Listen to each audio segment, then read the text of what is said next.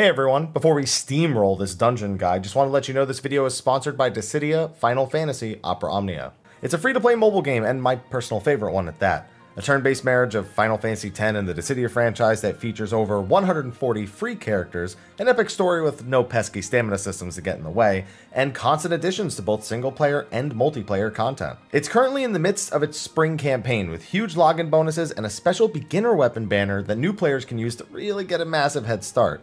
This lasts until the 28th of April, and if that wasn't enough, Y'shtola's burst weapon, her most powerful weapon, is available until May 7th. So if you enjoy my content and you're looking to try out what is my favorite mobile game, check out the download link in the description. Support the channel and support the sponsor at the same time. Trust me, you've got a heck of a time ahead of you with this one.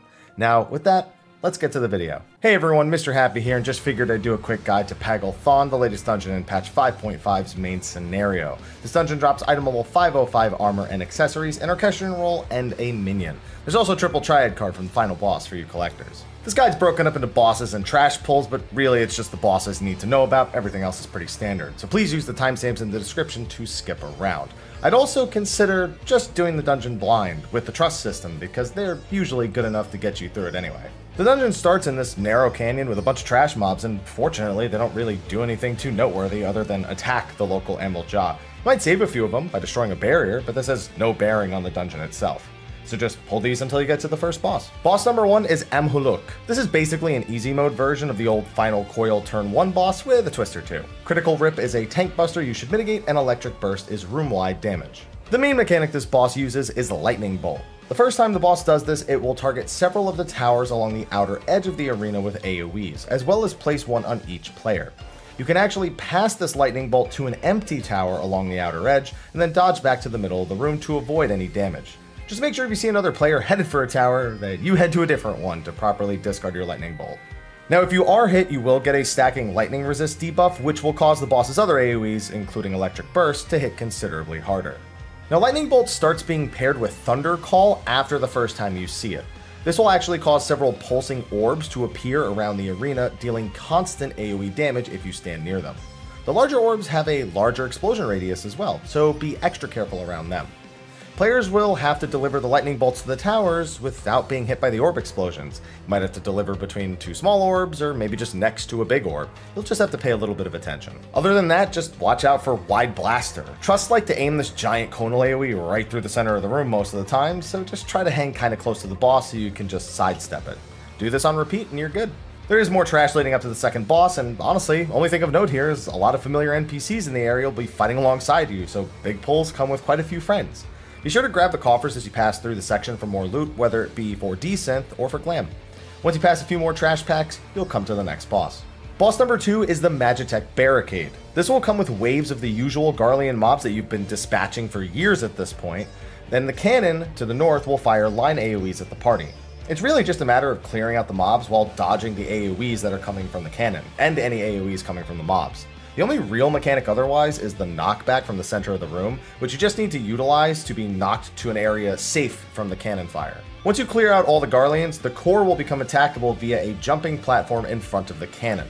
It will spam AoE damage while you hit it until you get it to 50%, at which point it will eject the party and summon more mobs. The new mobs have bigger and more dangerous AoEs, but otherwise the principle is still exactly the same as the first half. There will also be missiles that come from the east and west side in an alternating pattern, but they move super slow, so just keep an eye out for them as usual. Once you clean out the mobs a second time, you can jump back up and finish the core to end the encounter. The final set of trash mobs is no more notable than the first. You do get a nice visual as you fly across the nomadic plains of Pagl'than, but after you beat up a few more dragons and Garleans, you're going to grab one last coffer and move on to the final boss. At the end here, we have Lunar Bahamut, who is largely a light mode version of his encounter in the final coils. Flatten is a tank buster, and Giga Flare is its primary room-wide AoE, but there's going to be a bunch of other attacks that damage the party. Bahamut's main mechanic is Twisted Scream. This will do a bit of AoE damage to everyone and summon several nails in a staggered fashion. After a brief delay, these nails explode and damaging anyone nearby, as well as giving them vuln stacks. The pattern they appear in is pretty straightforward though. The first set will leave one side of the arena wide open while showing you how they spawn in a gradual line.